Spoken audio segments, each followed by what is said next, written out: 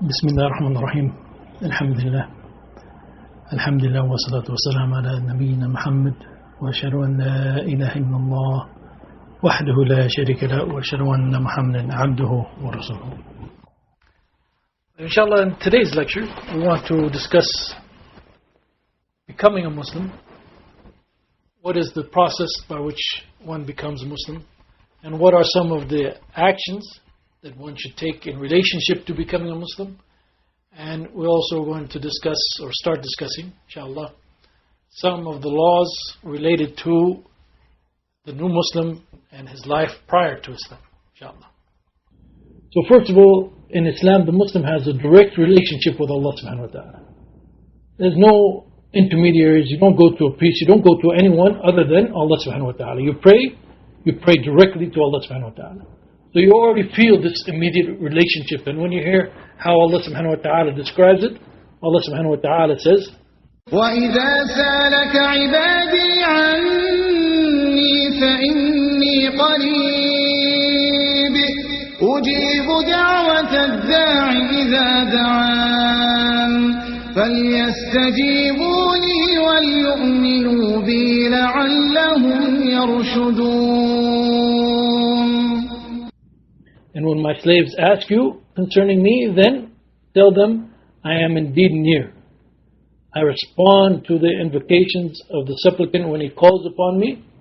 So let them obey me and believe in me so that they may be led aright. So here Allah subhanahu wa ta'ala very beautifully is telling us that, when we call upon Allah subhanahu wa ta'ala is there. He knows, He hears, He's close to us. And so there is already this direct relationship between the human being and Allah subhanahu wa ta'ala. So whenever a human being is in need, whenever he's facing difficult circumstances, he turns directly to God. He turns directly to God without having to put his trust and reliance or relying upon anyone other than God. And in fact, when he wants to know the revelation from God, when he wants to read the revelation from God, he turns to the words or the revelation that has come from Allah subhanahu wa ta'ala in the Qur'an. Similarly, in all of his deeds, the individual knows that Allah subhanahu wa ta'ala is not only seeing and knowing what he's doing, but he even knows the inner actions of his heart and what is his intention. And he knows that if he's doing something sincerely for the sake of Allah, then Allah subhanahu wa ta'ala knows it and will be pleased with him because of that act. No matter what kind of act it is. Any kind of obligation or any kind of deed that you perform in this world, if it is a good deed, a proper deed, and you are doing it because you want to please Allah subhanahu wa ta'ala, then as the Prophet ﷺ mentioned in the hadith, even that morsel of food that you put in your wife's mouth, even this, if you're doing it for the sake of Allah, trying to please Allah, even this you will be rewarded and Allah subhanahu wa ta'ala will be pleased with you. So even the mundane actions, even for example sleeping, as some scholars mentioned, if you go to sleep with the intention that you are resting in order to revive yourself so that you can get up and work again for the sake of Allah, even this sleep becomes a way that you become pleasing to Allah subhanahu wa ta'ala. So as you go through life, you can make even the most mundane activities something that is pleasing to Allah. Ibn al-Qayyim, he once mentioned that there are some people who they take these activities and they make them acts of worship of Allah, while other people unfortunately turn the ritual acts of worship and make them just into customary meaningless acts. People, for example, go to the prayer and they go to the prayer just as, okay, I'm a Muslim, I grew up as a Muslim, or this is Muslim culture, we go and we pray. And it doesn't have any meaning to them. So they have turned these very important ritual acts of worship into just customary daily activities and so forth. So therefore their loss is great, obviously. And on the other hand, there are other human beings who not just go to the prayer realizing what it is, but actually every action that they perform, they are thinking about Allah, they are remembering Allah, and they are doing these actions, even mundane actions, even removing something harmful from the road, helping a brother out, smiling at someone, They are doing these because they know that they are pleasing to Allah subhanahu wa ta'ala. And so therefore they're always having this relationship with Allah subhanahu wa ta'ala. And this bond between them and Allah subhanahu wa ta'ala becomes very great. Even the physical world around us. When we read the Qur'an, Allah subhanahu wa ta'ala points out many aspects of this physical world. And nowadays, as we mentioned, people tend to highlight the scientific miracles of the Qur'an and so forth. But there's another very important aspect. For example, when Allah subhanahu wa ta'ala is talking about the shadows and how He brings about the shadows and so forth. When you read these passages, as one author wrote, Muhammad Qutb, when you read these passages, sometimes your level of knowledge of what is going on doesn't increase. But your consciousness of Allah subhanahu wa ta'ala's role and the fact that these things are occurring because actually this is what Allah subhanahu wa ta'ala is creating and making, this makes you conscious of Allah subhanahu wa ta'ala. So you look around you and you see all of these things around you, and again they make you more conscious of Allah subhanahu wa ta'ala, and they develop this strong relationship and remembrance of Allah subhanahu wa ta'ala that leads you throughout your life. And finally, again, there's many points we could discuss with respect to the salient and exceptional features of Islam, but I'm just going to mention one last one, and that is that Islam honors humankind in the proper manner. Allah subhanahu wa ta'ala, for example, says in the Qur'an, وَلَقَدْ كَرَّمْنَا بَنِي آدَمَ وَحَمَلْنَاهُمْ فِي الْبَرِّ وَالْبَحْرِ وَرَزَقْنَاهُم مِّنَ الطَّيِّبَاتِ وَفَضَّلْنَاهُمْ عَلَى كَثِيرٍ مِّمَّنْ خَلَقْنَا تَفْضِيلًا. And indeed we have honored the children of Adam, and we have carried them on land and sea, and have provided them with lawful good things, and have preferred them above many of those whom we have created with a marked preference. When you read the revelation from Allah subhanahu wa ta'ala, you realize that human beings, for example, are not in some kind of battle against nature that needs to be conquered, nor are human beings descended from apes, nothing but animals, nor is there anything inherently evil in the physical world, nor are human beings tainted with some kind of original sin that follows them everywhere, nor are human beings just some kind of machine for economic profit and production of goods and so forth. No, when you look in the Qur'an, you see, as I said, Allah subhanahu wa ta'ala has made this creature, the special creature that Allah subhanahu wa ta'ala has made, with a very special purpose. Has some special responsibilities upon his shoulders. And Allah subhanahu wa ta'ala, as we mentioned in that verse, Allah subhanahu wa ta'ala has honored this creature in many ways, has subjugated much of this creation to this creature, as Allah subhanahu wa ta'ala says. He has subjected to you all that is in the heavens and all that is in the earth. It is all as a favor and kindness from Him. Verily in it are signs for people who think deeply. By His grace and mercy of giving us this message, Allah subhanahu wa ta'ala has shown us that the extremes that people go to are absolutely wrong. Like those people who think of human beings just as some, the result of some big bang and evolution, and there's no purpose really to life. They're just like animals, or that they have this original sin and so forth. And similarly, those people who raise human beings above the level that they deserve. We hear a lot about human rights nowadays, and the relationship between Islam and human rights and so forth. But what rights really should a human being have? If you give a human being any kind of right and any kind of freedom, and the freedom to do anything, what will be the result?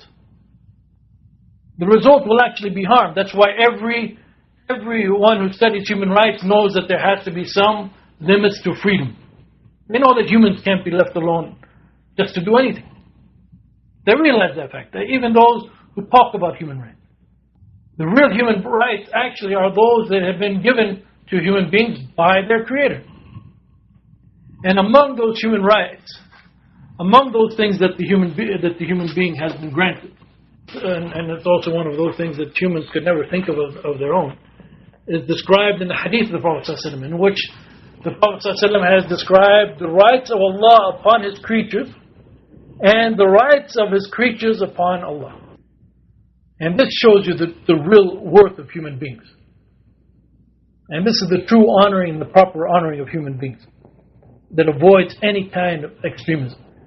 The Prophet ﷺ was talking to one of his companions, Mu'adh, and he asked Mu'adh, do you know what Allah's right is over His servants? And Mu'adh replied, Allah and His Messenger know best. So the Prophet ﷺ told him, Allah's right upon His servants is that they worship Him alone and do not ascribe any partners to Him. That is God's right upon us. So we as human beings don't have the right to worship anything and put ourselves above Allah subhanahu wa ta'ala and make ourselves into gods or make other human beings into God. We don't have that right. So this is the right that Allah has upon us, that we worship Him and worship Him alone and do not ascribe any partners to Him. But then the Prophet ﷺ said, Oh Mu'adh, do you know what the right of the servants upon Allah is if they do that? SubhanAllah. Look at this. Allah has created us. Allah doesn't have to give us any rights at all if He doesn't want to. But alhamdulillah, in His justice, in His mercy, in His kindness, in His wisdom, Allah has given us rights. And the most important right is this one that the Prophet ﷺ is about to mention. So if we fulfill Allah's right upon us, then Allah has given us a right. And that right is, the Prophet ﷺ said, the right of the servants upon Allah is that He will not punish them. The right of the servants upon Allah, if we do not worship anything with Allah subhanahu wa ta'ala, then we will get this. This is the most important and the greatest right that we could ever ask for. Alhamdulillah, Allah subhanahu wa ta'ala has made the door wide open and very easy for anyone to become a Muslim. There are virtually no obstacles to becoming a Muslim, alhamdulillah. In order to embrace Islam, there's no need for any clergy or baptism or special ceremony, as you all know, because alhamdulillah, I think you've all gone through it. It is simply the testimony of faith. You say, I bear witness that there's none worthy of worship except Allah, and I bear witness that Muhammad is the messenger of Allah. Simply upon uttering these statements, you enter into the beautiful brotherhood and sisterhood of Islam, which, as we said, stretches from the time of Adam, peace be upon him, until the day of judgment. So let us discuss a little bit about this testimony of faith and what it means and what are some of its requirements. Later, inshallah, we're going to discuss about the belief in Allah and some aspects of that. So I just want to highlight really some of the requirements of this testimony of faith. First, you are bearing witness to the truth of something. Shahada, what we mean by shahada in the Arabic, you are really bearing witness to something. You are bearing witness to the truth of something. And so therefore, it must be a public proclamation. You cannot keep it hidden within yourself, but you have to actually make a public proclamation of this.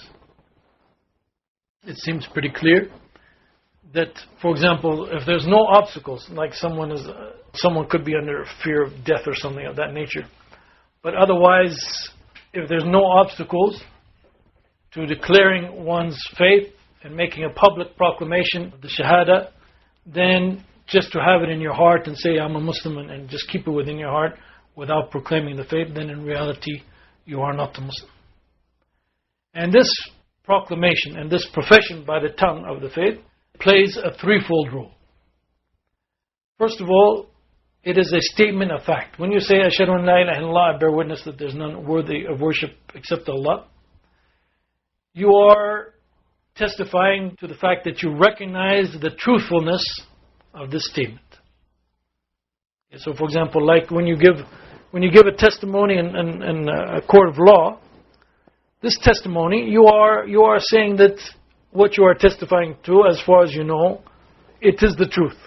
Okay, so it is similar to, again, the same word is being used, shahada, witness, testimony. So you are saying that as far as you know, this is the truth. Secondly, though it is not just a statement of fact, but it is also a statement on your part of a commitment. You are accepting a commitment to the ramifications of this statement. In other words, you're not just saying that there's none worthy of worship except God, but you are saying that I am accepting this as the truth and intending to implement what it implies in my life. So you are admitting that you are going to adhere to the requirements and the guidance of what this testimony implies. And then thirdly, by this public proclamation of faith, you are thereby also joining the fold of the Muslims and accepting therefore the rights and the responsibilities that fall upon someone who is part of this brotherhood and sisterhood. Because Islam is not just a religion for the individual and he just goes off and worships by himself. Actually, Islam is for the individual and it is also for the society and for the community. And so therefore, when you become Muslim, you are also entering into the community of Muslims. And there are going to be some rights that you have upon other Muslims, and you're also going to have some responsibility towards the other Muslims. But this cannot be known, or this cannot come about unless you make a public proclamation of your faith, that you are now a Muslim. Now many people know that the key to paradise is this statement of La ilaha illallah, that there's none worthy of worship except Allah. This is the key to paradise. But unfortunately, even some Muslims, not just new Muslims, but even some Muslims who have been Muslims for a while, they simply rely upon this statement and they believe that as long as they've said it, nothing will harm them afterwards. Simply because of this mere statement of the testimony of faith, they think that they will enter paradise. And as I said, even among Muslims who have been Muslims for a long time, and in fact if you go to the Muslim world, this is probably a common belief in many parts of the Muslim world. As long as someone says La ilaha illallah, he's a Muslim and he will go to paradise and nothing is going to harm him whatsoever.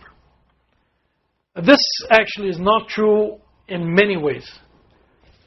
The mere saying of this statement is not sufficient for salvation. And in fact, Allah subhanahu wa ta'ala speaks to us in the Qur'an about the hypocrites. The hypocrites were people during the time of the Prophet Muhammad sallallahu alaihi wasallam who were outwardly showing Islam, but inwardly they were not having any belief, or they were not true to their Islam. And they would come to the Prophet sallallahu alaihi wasallam and they would tell the Prophet sallallahu alaihi wasallam that we know that you are the messenger of God. And Allah subhanahu wa ta'ala described in the Qur'an that the hypocrites will be in the lowest depths of the hellfire. So they say, Ashhadu an la ilaha illallah, they testify to the fact that there's none worthy of worship except Allah. But their testimony is not accepted by Allah subhanahu wa ta'ala. In fact, some of the early scholars, they pointed out that yes, this statement of La ilaha illallah is the key to paradise. That's true, no one can doubt that. But like any key, it has to have the proper ridges on it. You cannot just stick any key in any lock and expect the lock to open. But the key itself must be proper. And so therefore they talk about what are the conditions, or what are the prerequisites of this statement of the testimony of faith to be acceptable to Allah subhanahu wa ta'ala. Okay, now let me be clear on this point. Obviously, when you declare your Islam and you say the testimony of faith, you enter into Islam. You become a Muslim. By law, you become a Muslim. So everyone will recognize you as a Muslim. As I said, you'll have the rights of a Muslim, and upon your shoulders will be the responsibility of a member of the Muslim community. But in reality, this is not the most important question. The most important question is what is going to happen to you when you meet Allah subhanahu wa ta'ala. And is this testimony that you have given, is this something that will be acceptable to Allah subhanahu wa ta'ala? Because if it is not acceptable to Allah, then nothing else really matters. And so going through the hadith of the Prophet ﷺ, the statements of the Prophet ﷺ, and the verses of the Qur'an, the scholars have spoken about what are the conditions that this testimony of faith must meet for it to be acceptable to Allah subhanahu wa ta'ala. Okay, now for a new Muslim, or someone who's just about to embrace Islam, these are also important to understand these conditions. Now some of these conditions, the exact or the complete ramifications of them, may take you some time to grow into them. You may not be perfect with respect to them right now, but inshallah you have the foundation of them. You may not complete them, but you have the foundation of them. That is the important aspect right now for a new Muslim. Again, I cannot overemphasize the fact that as a new Muslim, you should expect to grow in Islam. You should look forward to much greater feelings of Islam and belief in your heart as you become Muslim longer, as you live longer in Islam and so forth. So, yes, it may be the case that you do not completely fulfill all of these, but at least you know what are the goals, what you have to fulfill, or what is the mindset that you have to have. And inshallah, if you have that proper mindset and you understand these points, inshallah, you will eventually fulfill them properly. So the first condition of the testimony of faith that the scholars mention is that of knowledge. Knowledge. In other words, one has to have the basic understanding of what is meant by the declaration of faith. I bear witness that there is none worthy of worship except Allah. What does that mean? Who is Allah? Allah is the one who sent the Prophet Muhammad ﷺ, who revealed the Qur'an and so forth. You have to have some basic understanding of this. Anytime you give a testimony in court, for example, you have to have some knowledge of what you're saying. If you witness something, you have to have knowledge of what you witnessed. I saw this, he was that person and so forth. Similarly with this testimony of faith. You have to know, for example, that Allah is not the Trinity, or Allah is not Jesus, or something of that nature. So this is obviously very basic. It's obviously very basic, but it is still very important. You have to give the testimony of faith with proper knowledge. And the Prophet ﷺ said, "Man mat wa huwa ya'lamu annahu la ilaha illallah dakhala al-jannah." Whoever dies knowing that there's none worthy of worship except Allah shall enter paradise. Now, by the way, these different hadith of the Prophet ﷺ, or these different statements from the Qur'an or from the hadith, you have to take them in their totality, because they complement one another and they explain one another. So this is not the only hadith of the Prophet ﷺ about La ilaha illallah and what it takes to enter Jannah and so forth. So don't think, for example, well, I know that fact, and so therefore I can just rely upon that, because there's also other conditions that the Prophet ﷺ has mentioned, and which we'll also discuss, inshallah. The second condition is certainty. And certainty is the opposite of doubt and uncertainty, obviously. And what this means basically is that in your heart and in your mind, you have to be certain about the statement of La ilaha illallah Muhammad Rasulullah. You don't have any doubt about the truth of this statement. It's not, okay, I'm not really sure about it, but I'll go ahead and become Muslim and make the testimony of faith and so forth. This is not what is required of you. This is not what is actually requested of you. But you have to have certainty. Now there's different levels of certainty. And as you grow in Islam, and as you know the Qur'an better, as you know the Sunnah better, as you understand things better, actually your level of certainty actually increases. But there must be a level of certainty that you are convinced that this is the truth. And so that is why you are accepting it. You are making the statement because you are convinced that this is the truth. And you are free of doubts about the truth of the statement.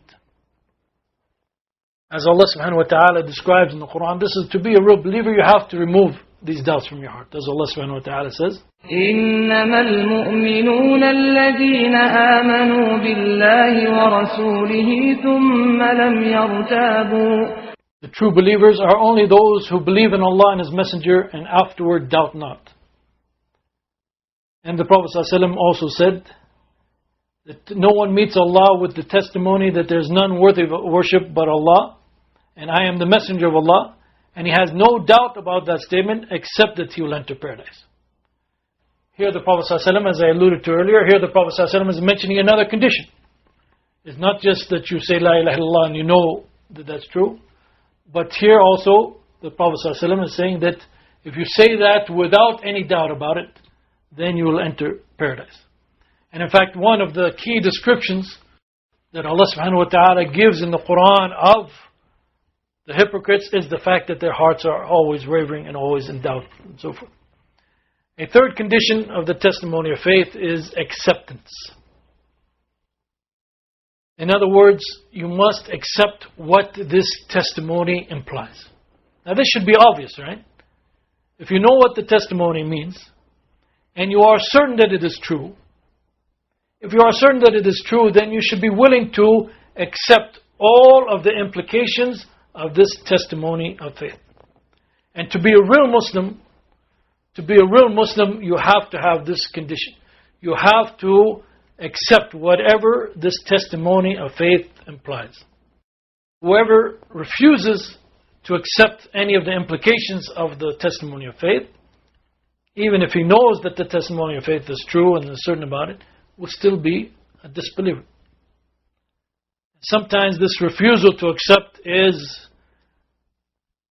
the result of pride or envy or some other reasons. But these diseases are so dangerous that they can actually cancel the validity of your testimony of faith.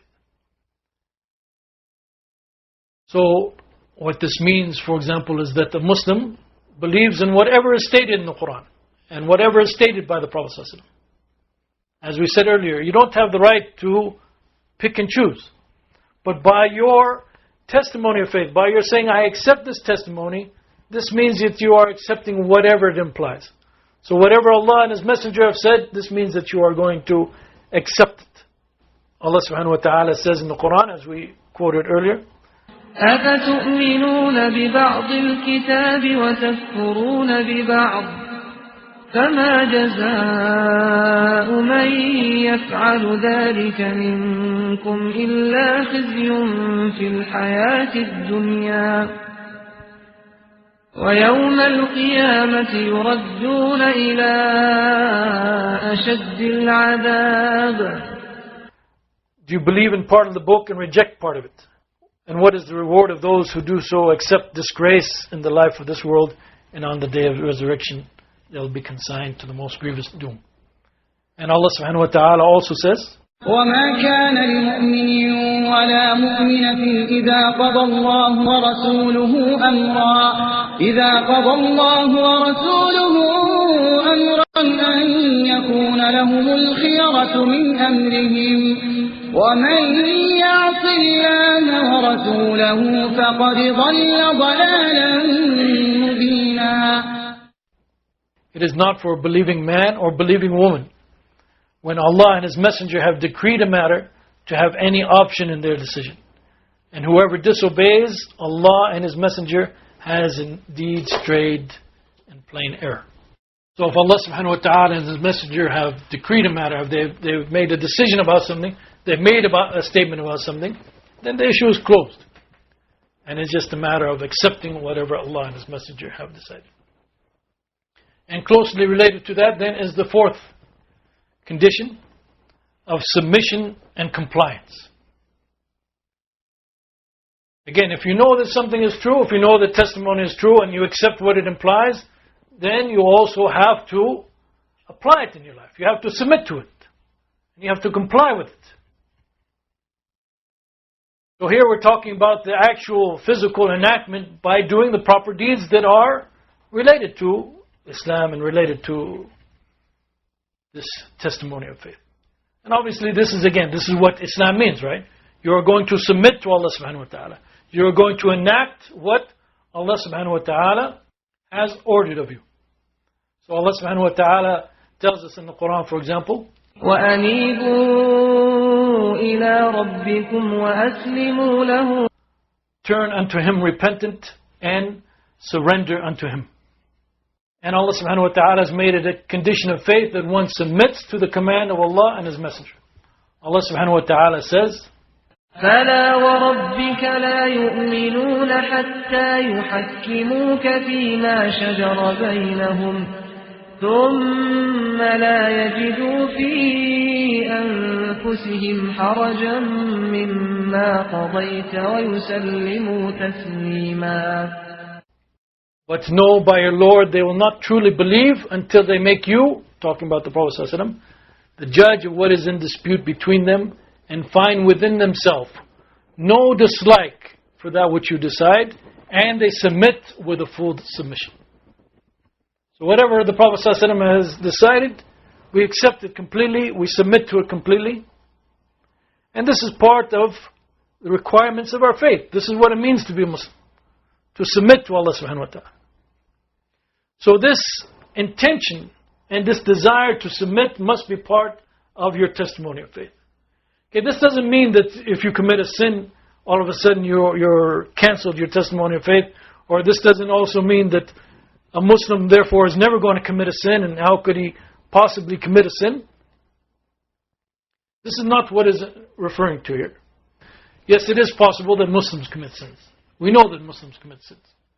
The Prophet ﷺ has made this very clear to us in different occasions. We as human beings, we commit sins, we commit errors. But the key though is that we always have the intention and we always understand the obligation that we have to submit to Allah subhanahu wa ta'ala. So even when we commit sins, we know that this sin is wrong and we don't have the right to commit sins. Now, saying to ourselves that we have the right to commit sins, then we are negating our condition of faith. Then we are negating this condition of the shahada, of the testimony of faith.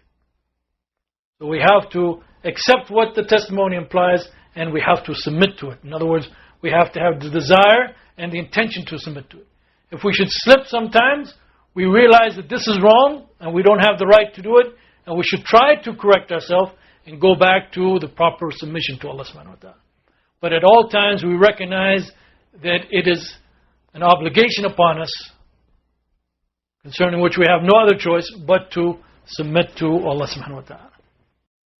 The fifth condition is truthfulness and honesty, as opposed to hypocrisy and dishonesty. And what that means is when you make the declaration of faith, you are saying it honestly. You're not lying when you say it. You are not hiding something else in your heart. You're not being a hypocrite, just trying to get some advantage. But you actually believe in it. You're honest to yourself. You're honest to the others. When you say it, it is not a matter of deception or anything of that nature.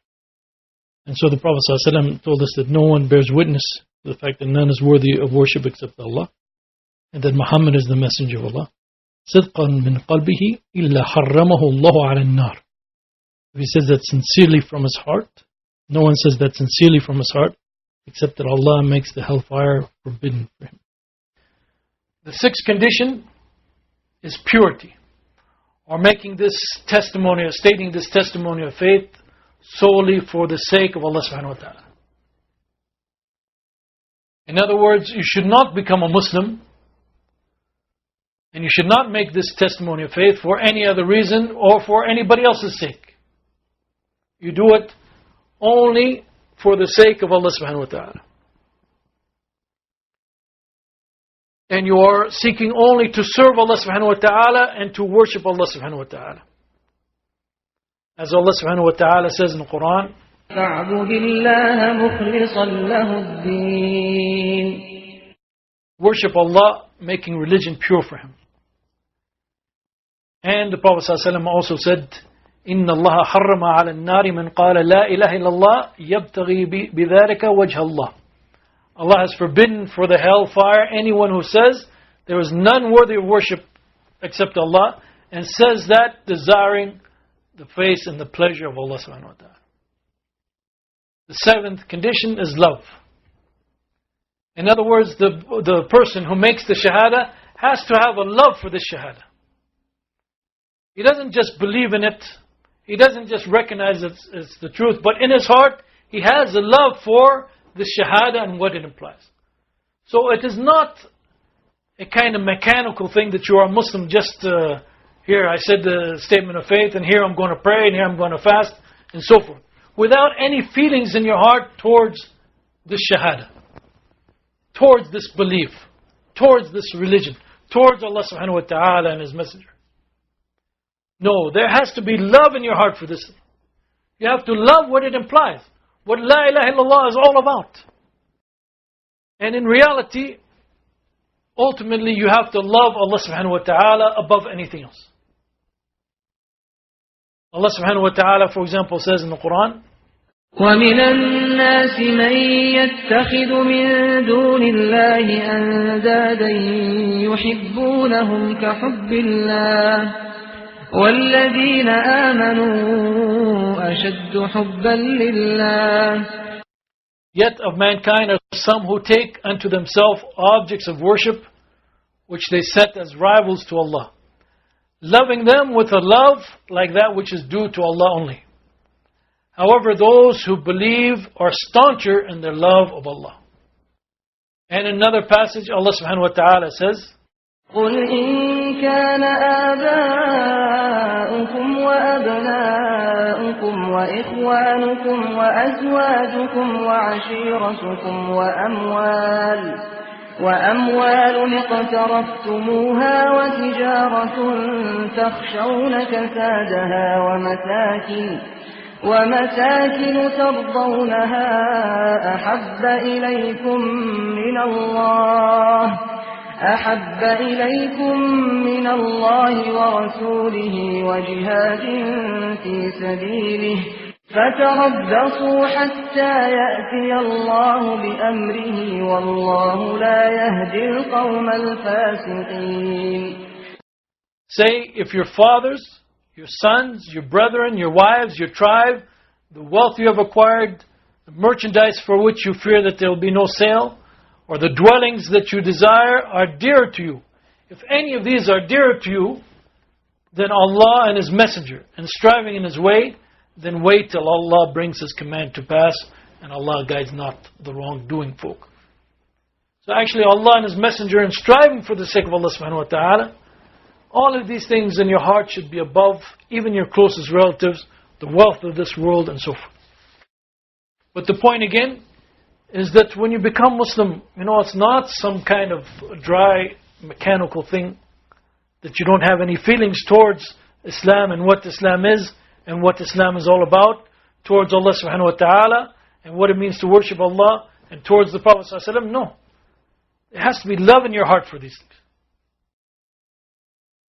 In eighth condition, which again, some scholars may not consider this a condition at all, but part of the testimony of faith is obviously, therefore, you reject any other object of worship other than Allah subhanahu wa ta'ala. The testimony of faith has two aspects to it, a negation and an affirmation. And in the Arabic language, the way that this is structured, this is one of the strongest forms of making an affirmation. First you say, La ilaha. There's nothing worthy of worship.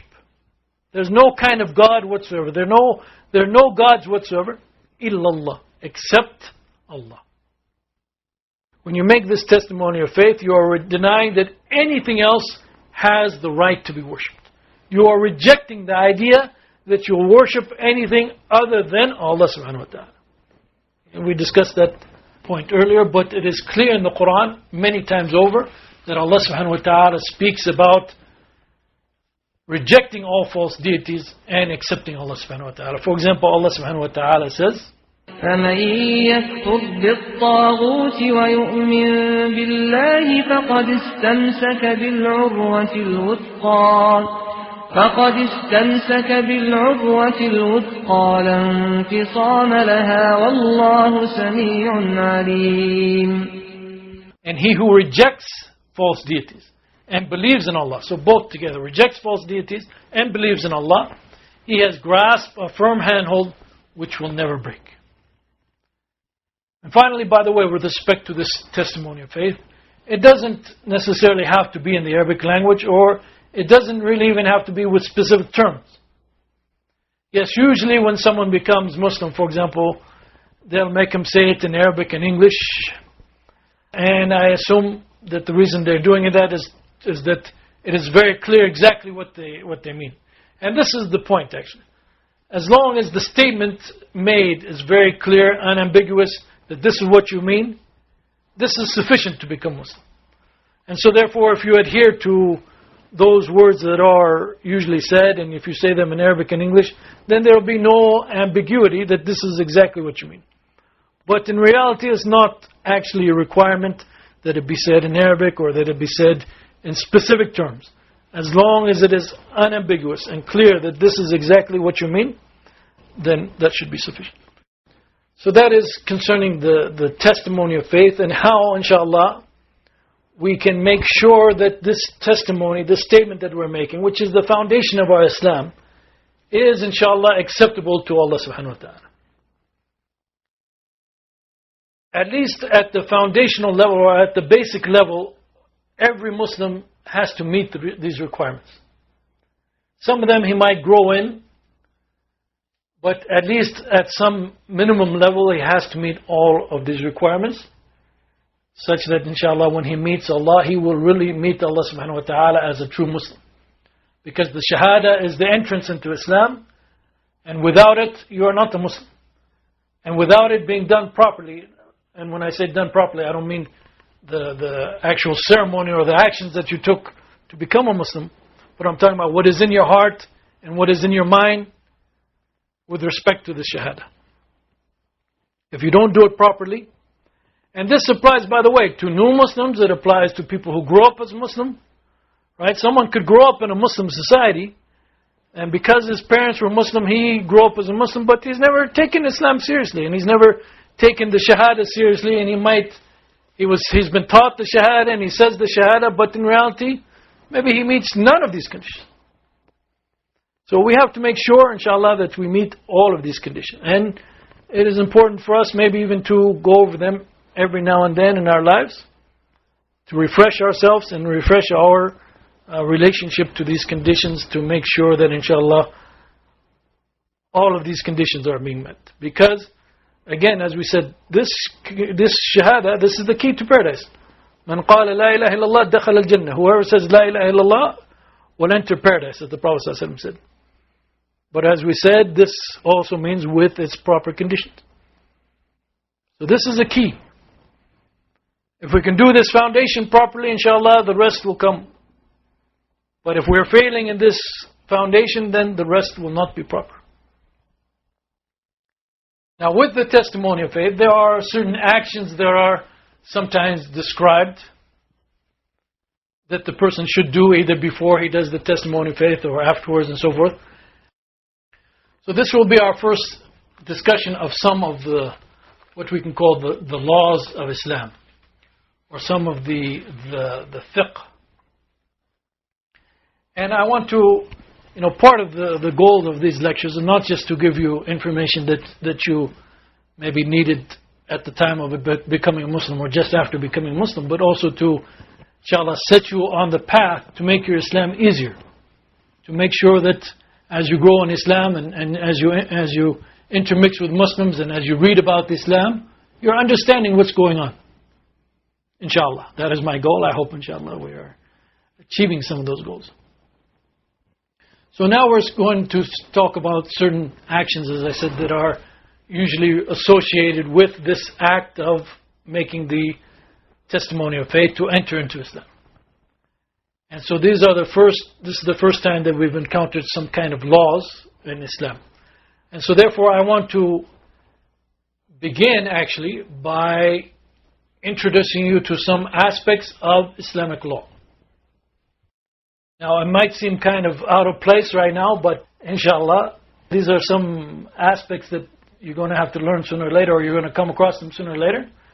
Inshallah, the sooner you learn about them and the better you understand them, inshallah, the less confusion. And not just the less confusion, but hopefully the better the understanding will be in the future. So let me speak a little bit about the nature of Islamic law and the development of something known as fiqh. So we have the Qur'an and the Sunnah of the Prophet Muhammad ﷺ. And within the Qur'an and the Sunnah of the Prophet ﷺ, there are some very specific laws and some very specific ordinances. And the meaning of these ordinances are very clear. And there's no question about what they imply. And these form the foundation of the religion.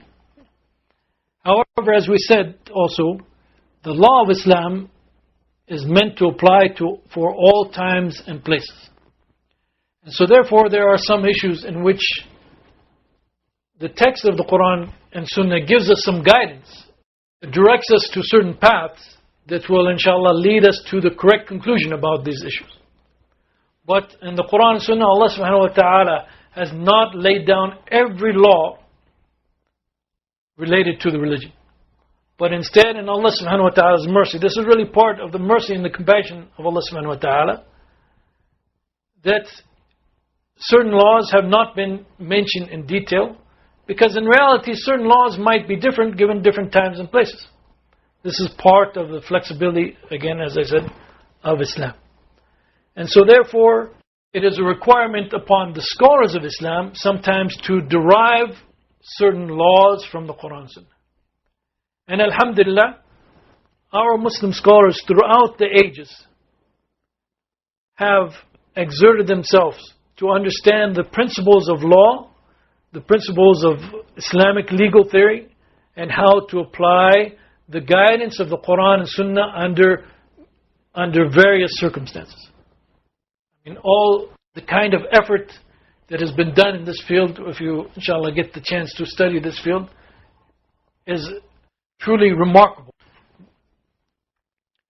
So what happens sometimes is that if something is not explicit in the Qur'an and Sunnah, then scholars have to resort to what is known as personal reasoning or ijtihad. They have to make what is known as ijtihad. And this process in itself, by the way, is actually an act of worship. It is a way of pleasing Allah subhanahu wa ta'ala. If you exert yourself to understand the Qur'an and Sunnah and to see how the Qur'an and Sunnah applies to a new circumstance, this is actually a praiseworthy act. Allah subhanahu wa ta'ala will be pleased with you if you do this sincerely and you do it within the means. In other words, you're qualified to do it and you do it within the proper means. Allah subhanahu wa ta'ala will be pleased with you. Even if you come to a mistaken conclusion, Allah subhanahu wa ta'ala will still be pleased with the efforts that you made. As the Prophet ﷺ has told us, إِذَا حَكَمَ الْحَاكِمُ فَاجْتَهَدَ ثُمَّ أَصَابَ فَلَهُ أَجْرَانِ وَإِذَا حَكَمَ فَاجْتَهَدَ ثُمَّ أَخْطَأَ فَلَهُ أَجْرٌ. The Prophet ﷺ said, if a judge or someone who is deciding an issue exerts himself and comes to a correct conclusion, he shall receive 2 rewards for his exertion and for coming to the correct conclusion. And if he exerts himself and comes to an errant conclusion, he shall receive 1 reward. Now, this does not mean that any jurist conclusion, any jurist ijtihad, as is clear from this hadith, he may be correct or he may be incorrect. So his conclusion does not become an ultimate authority. Okay, everyone's personal judgments, no matter how great a scholar, everyone's personal judgments actually have to be evaluated in the light of the Qur'an and Sunnah.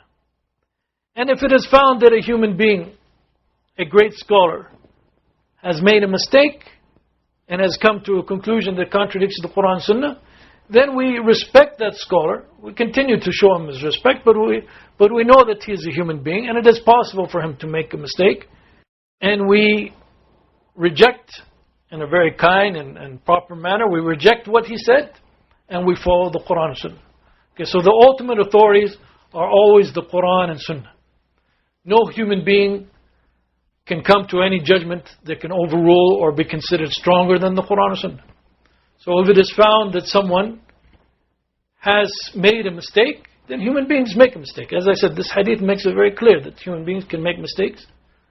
And so therefore, we still respect the individual and we appreciate his efforts, but we follow the Qur'an and Sunnah. This is what is obligatory upon us. In the Qur'an, Allah subhanahu wa ta'ala has obliged us to follow the Prophet ﷺ, to follow the Qur'an, and has not obliged us to follow any human beings after the Prophet Muhammad ﷺ.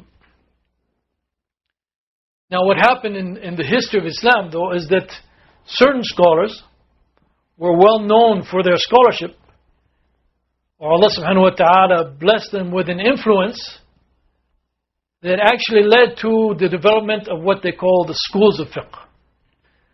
In many cases, it was just historical incidences that occurred that led to particular schools becoming dominant and becoming dominant and lasting, while other schools kind of died away for various reasons.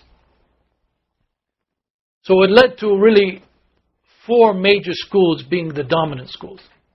And these are the 4 major schools that continue to be dominant today. And so therefore, anytime you study Islam, anytime you go to the mosque and ask a question, or even hear a lecture in the mosque, there's a good chance you're going to hear reference to these 4 different schools. So you might as well, as I said, you might as well learn them earlier, so when you hear them, you know what they're talking about. And you also know what these schools are.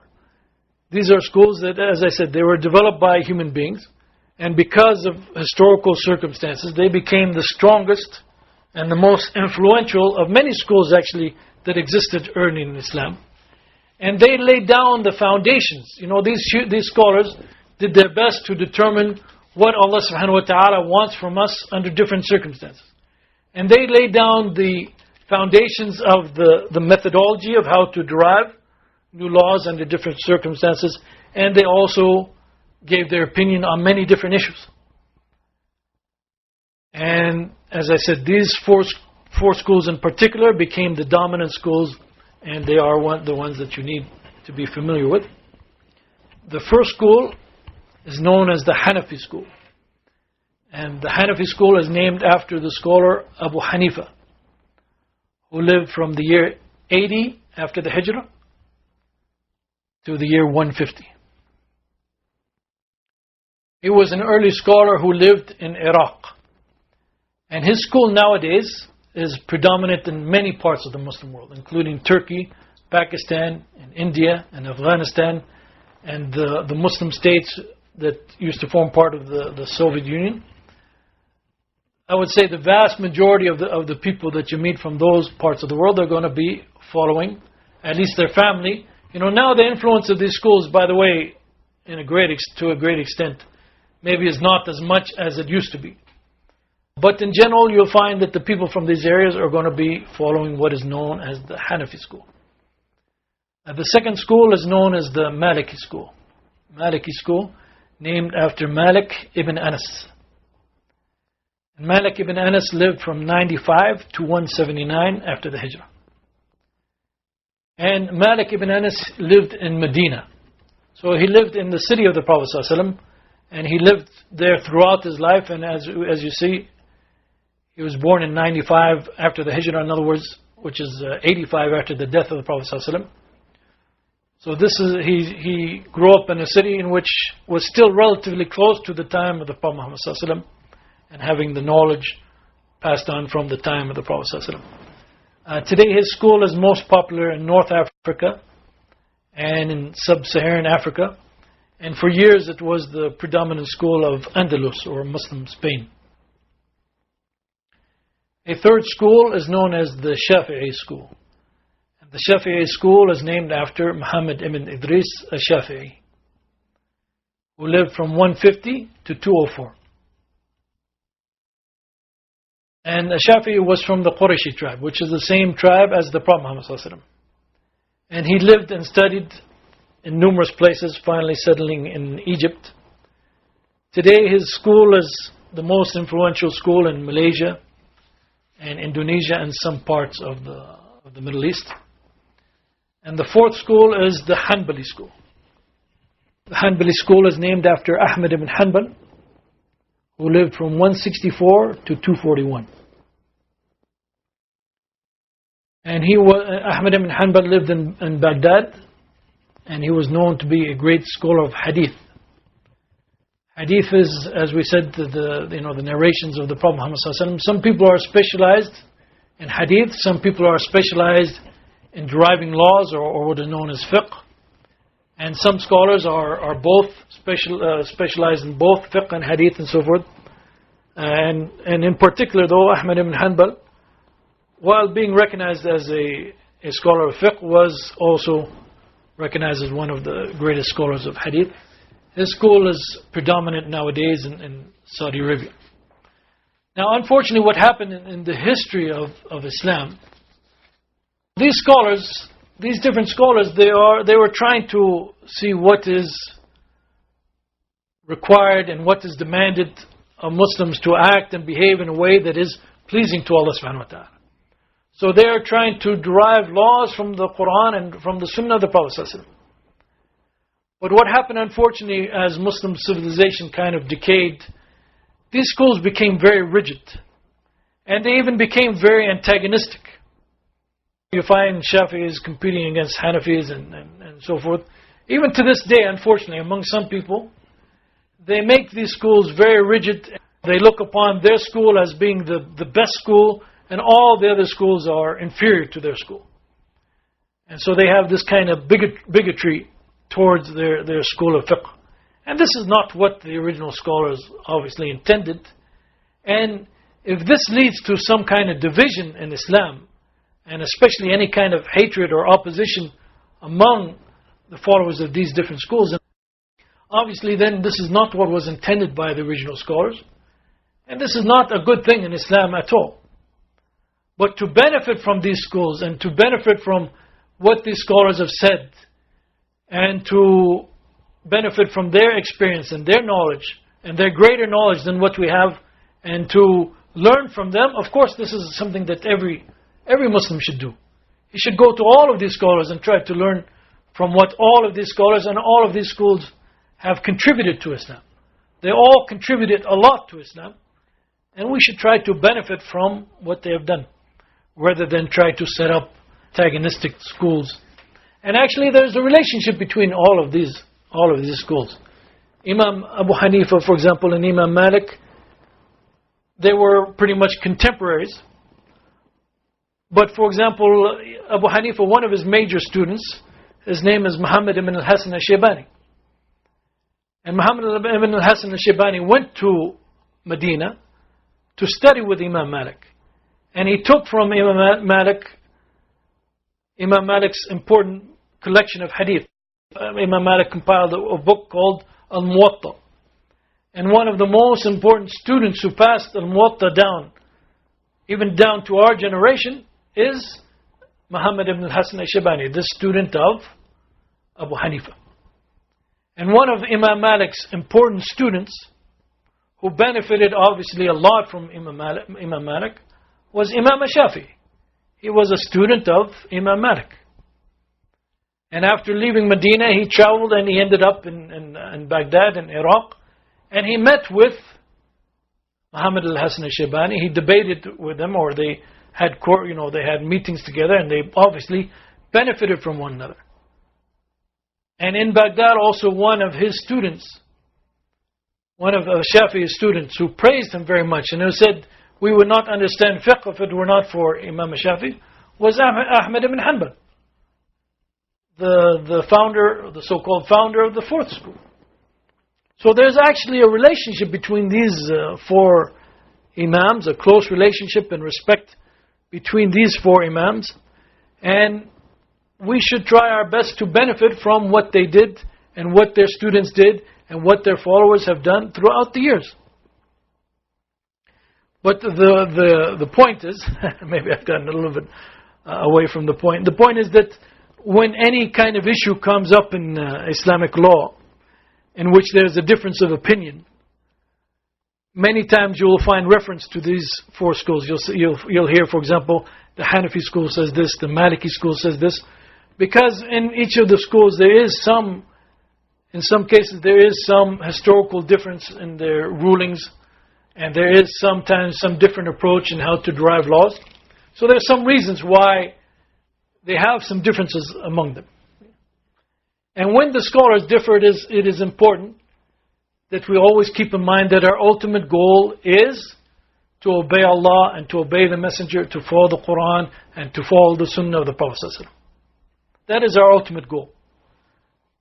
We shouldn't accept, for example, an opinion just because we like that scholar and we want to follow that scholar and everything that he said and so forth.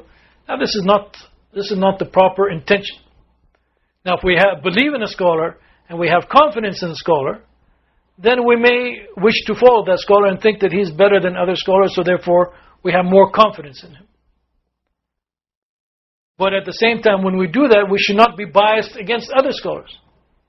We should not say, no, my scholar is the only one who knows and your scholars are all weak and so forth, or something ridiculous of that nature. So we have to, inshallah, we have to have respect for all the scholars. And when there is a difference of opinion, our ultimate desire should be to follow what is correct according to Qur'an and Sunnah. And that may lead us, now as a new Muslim, for example, you may not have the tools, obviously, to discern who necessarily is correct and who is incorrect. And so therefore you will follow those scholars who you respect. You respect them because of their knowledge, because of their behavior, because of their character. You see them as true Muslims, and you see that other scholars respect their knowledge, and you will follow them. And inshallah, Allah subhanahu wa ta'ala will accept that from you. But even when you do that, even when you're following these scholars in what they're saying, your ultimate desire, obviously, is always to follow Allah and His Messenger. So even when you're following these scholars, and what they're telling you, your hope is that what they're telling you is correct in the sight of Allah subhanahu wa ta'ala. And that is why you're following them. Because you believe that they are giving you something which is correct according to the Qur'an and Sunnah. You're not following them just because of who they are and make them like into priests, whatever they say you're going to follow. But you have the hope and confidence in them that what they're saying is correct according to the Qur'an and Sunnah. As long as you always have that intention in your hearts, inshallah, as that is your guide, inshallah, you will be led to what is correct and what is proper. Let me also introduce you to some terms that also you're going to be hearing often and which form a part of the study of fiqh or Islamic jurisprudence. Basically, in Islam, when you study the Qur'an and Sunnah, you can see that there are different weights given to different actions, different deeds. And the scholars in describing these have come up with 5 categories. And again, this is what the scholars have described. The terms are basically from the scholars. But in reality, the sources for it, or the foundations, you can see it in the Qur'an and Sunnah. That there are different weights given to certain deeds. And so therefore, the terminology may have come later, but the reality of these things can be found in the Qur'an and Sunnah. And so therefore, when judging an action, the scholars basically will categorize that action into one of 5 categories. They'll say, for example, let me give you what they are in English first, and then we can worry about how they're described in Arabic. So they'll say, for example, that this action is either obligatory, or recommended, or permissible, or disliked, or forbidden. That's 5 categories. It is either obligatory. And think about any deed. If you think about any deed, basically it's going to fall into one of these shades of rulings, right? Either it's going to be obligatory, or it might be forbidden, or somewhere in between. And that's basically what these rulings are covering. So if it is obligatory or mandatory, the term that is used for that, again, for all of these categories, actually, there's a number of terms, but most common terms, for example, for obligatory is fard or wajib. And obligatory, as the word implies in English, this means it is something required of a Muslim. In other words, if he doesn't do it, he is committing a sin. Not to do the obligatory deeds, this means you are committing a sin. So second in rank comes recommended or praiseworthy or beloved to Allah. So these are they are not required, they're less than required, but they are still good actions to do. They are beloved to Allah, they are recommended. And some of the words that you may hear for this in Arabic are mustahab or sunnah. This is the use of the word sunnah, used in a different manner than describing the example and the life of the Prophet ﷺ. Here it just means a praiseworthy way. This is closer to its lexical meaning. Another word you might use is mandub. Now the way most legal theorists, when they talk about this category, they define it as saying, for example, if someone does it, then he will be rewarded by Allah he is doing a good deed. And if he doesn't do it, he is not committing a sin. Okay, so in this category, if you do it, it is good. If you don't do it, you are not committing a sin. Now, this is a very legalistic way of looking at it. I think it's good to emphasize that if you do these deeds, you are doing something that is pleasing to Allah subhanahu wa ta'ala. And you don't want to miss any opportunity of doing actions which are pleasing to Allah subhanahu wa ta'ala. So if it is within your means, if it is not a hardship upon you, if it's not difficult for you, try your best to perform these deeds, as they will, inshallah, always bring you closer to Allah subhanahu wa ta'ala. Third category are those actions which are permissible. Okay, in other words, from the point of view of the law, there is no special weight given to them. They are not necessarily recommended, and at the same time, they are not blameworthy.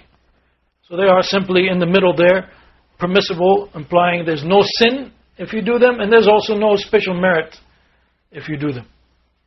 You can do them if you want or not. Okay. So for example, let's say like you want to buy a car. The Sharia, the Islamic law is open if you want to buy a Ford or a Mercedes or whatever in between those two. This is something permissible to you. It's left open to you. There's no special reward for buying a Ford or buying a Toyota or something. All of that is permissible, and it's left open to you. And the term usually used for this category is mubah. Mubah means permissible. Now, even these permissible actions, as we said before, you can do them in such a way that you are doing them with the intention that they are legal and permissible, and you do not want to displease Allah subhanahu wa ta'ala, and so therefore you make sure that they are at least legal and permissible, and you do them with the proper intention, and they might even still be, you might still be rewarded by Allah subhanahu wa ta'ala for doing these kind of actions. And the fourth category are actions which are disapproved of or disliked by Allah subhanahu wa ta'ala, and they are called makruh. Makruh. And analogous to the definition of the recommended acts, here they say that if you do it, you are not committing a sin. But if you leave it for the sake of Allah subhanahu wa ta'ala, then you will be rewarded. So it's the opposite of a recommended act. If you do it, they say it's not a sin. But if you leave it, it is better. And in other words, and also if you leave it, you are doing something that is pleasing to Allah subhanahu wa ta'ala. So to avoid these acts, it is pleasing to Allah subhanahu wa ta'ala. And then the final category, of course, is the prohibited or the forbidden acts. And these are known as haram. And these are actions, if you do them, you are committing a sin. Among these actions, there are different levels. There are the great sins and the minor sins. But in any case, they are all acts which are displeasing to Allah subhanahu wa ta'ala and are sinful. So, unfortunately, at this point, we've come to the end of the time for today's lecture. And inshallah, next time we will start with a discussion of those actions that are usually described as being related to the act of embracing Islam.